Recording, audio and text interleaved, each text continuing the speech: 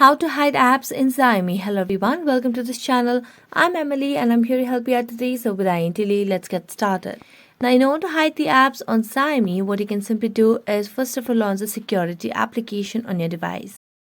As you launch the security application over here, scroll down and here you'll be able to see different options. So you just have to swipe up to open the toolbox. So here you can see the option of app lock at the bottom right corner of the screen, so tap on it. Now let's verify ourselves and then let's lock this particular app. So I've already app locked Telegram application.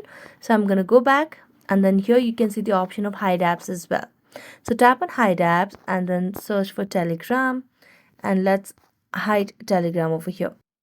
As you do that, here it shows how to find the hidden apps. So simply what you need to do is spread two fingers apart on the home screen to view the hidden apps.